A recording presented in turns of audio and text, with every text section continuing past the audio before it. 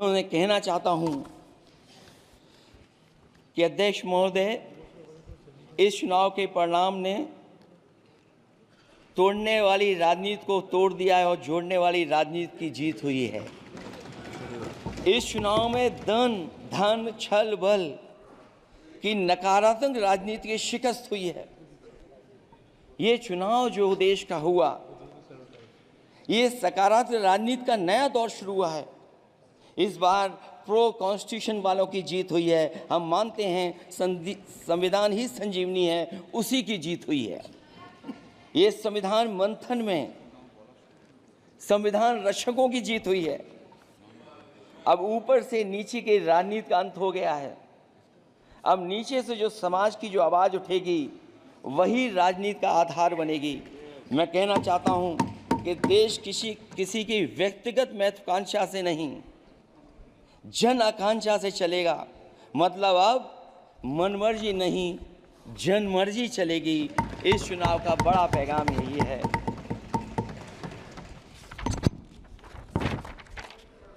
अध्यक्ष महोदय, बहुत सी बातें हुई हैं। अगर उत्तर प्रदेश की बात न हो, क्योंकि अध्यक्ष महोदय सबसे बड़ा प्रदेश जहाँ है, उसने हर बार दूसरे दल को समर्थन देकर के सरकार बनाई।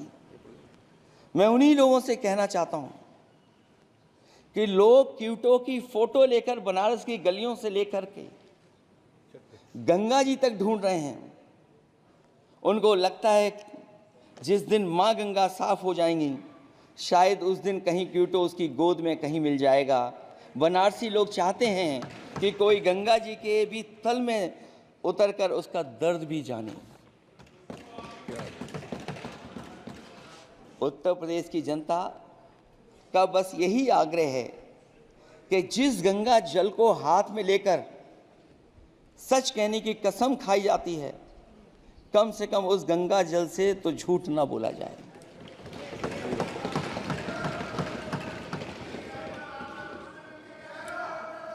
जहां विकास के नाम पर खरबों रुपए की लूट का राज खोलते भ्रष्टाचार के गड्ढे प्रदेश का नाम खराब कर रहे हैं, वहीं पहली बारिश में ही टपकती हुई छत और गिर चुकी स्टेशन की दीवार बेईमानी की निशानी बन गई है। अध्यक्ष महोदय, विकास का ढिढोरा पीटने वाले इस विनाश की जिम्मेदारी कब लेंगे? और रही सच्चे विकास की बात, तो हमने जो सड़क बनाई उस पर हवाई जहाज उतरे थे और उत्तर प्रदेश की मुख्य नगरी में सड़कों पर नाव उतरी हैं। और अभी बारिश और हो जाएगी तो नाव से भी चलना पड़ेगा। यही स्मार्ट सिटी के जुमले का भी हाल है। न तो जाम से छुटकारा मिला, न बुनियादी सुविधाओं से कोई निजात मिली, न कोई बुनियादी सुविधाएं मिल पाई हैं। मुझे याद है अध्यक्ष महोदय, देश के प्रधान सांसद जी ने अनाथ पशुओं के बारे में बहुत कुछ कहा था। अनाथ पशुओं की समस्या से छुटकारा दिलवाने के लिए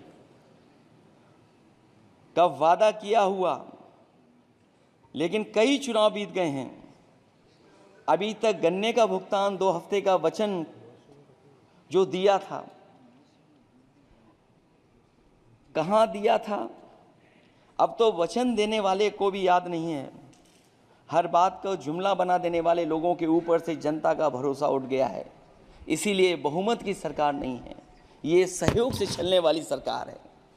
डबल इंजन के नाम पर उत्तर प्रदेश को टकराहट के सिवा कुछ हासिल नहीं हुआ है।